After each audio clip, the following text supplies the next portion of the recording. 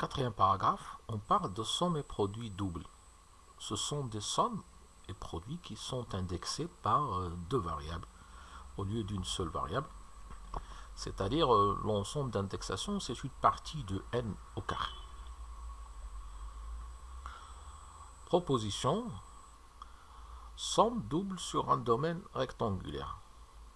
Dans cette proposition, on parle du cas particulier où le domaine est sous forme rectangulaire. Ça veut dire que c'est un produit cartésien de deux intervalles entiers, Mn et Pq.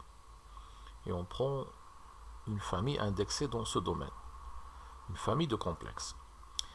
Alors, la somme des xij pour ij variant dans ce domaine, ce qu'on peut écrire aussi, somme de xij pour i compris entre Mn et j compris entre P et Q, qui est égal. Donc, on a le choix de varier le i d'abord pour i variant de M à N, et puis varier j de P à Q. Ou bien de varier d'abord j de P à Q et varier i de M à N. La différence ici, c'est que dans le premier choix, vous fixez le i et vous écrivez la somme correspondante en variant le j de P à Q. Le i ici est fixé et donc vous faites la somme pour j. Et à chaque fois, donc, vous passez au terme suivant, c'est-à-dire à la valeur suivante de i, vous écrivez la somme correspondante, ainsi de suite. Pour la deuxième, c'est l'inverse. Il s'agit de fixer d'abord le j et calculer la somme correspondante en variant le i. La différence entre les deux, c'est est-ce que vous faites une sommation par ligne ou bien par colonne. Ça dépend que vous considérez le i comme étant un indice de ligne ou bien un indice de colonne. Un exemple, on calcule la somme i plus j pour i et j variant de 1 à n. Vous remarquez qu'on a fait ici une virgule entre i et j, juste pour simplifier l'écriture. Mais en fait, ça veut dire que i varie de 1 à n et j aussi varie de 1 à n de façon libre.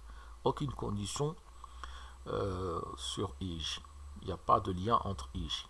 Les i et j varient de façon libre. Alors, on peut appliquer ce qu'on a dit dans la proposition en choisissant de variant i au premier temps, puis varier j de i plus j. Et après, on peut séparer la somme intérieure en écrivant la somme des i plus la somme des j. Très bien. Ce qui est à l'intérieur ici, donc c'est une somme de i, et vous remarquez que i ici ne dépend pas de la variable de sommation, et donc il s'agit de répéter le i n fois, donc c'est n fois i, plus la somme des j pour j variant de 1 à n, et vous connaissez la formule, ça c'est égal à n fois n plus 1 sur 2, le tout entre parenthèses. Et après, donc, on peut séparer cette somme-là en écrivant, c'est la somme des i, et on peut factoriser par n, puisqu'il ne dépend pas de i. Puis, donc, le deuxième terme, c'est une constante par rapport à i, donc il s'agit de le multiplier par le nombre de termes, qui est égal à n, ce qui va donner n carré fois n plus 1 sur 2. On applique une nouvelle fois la formule qui donne n fois n plus 1 sur 2 multiplié par n, plus le deuxième terme, ce qui donne n carré fois n plus 1.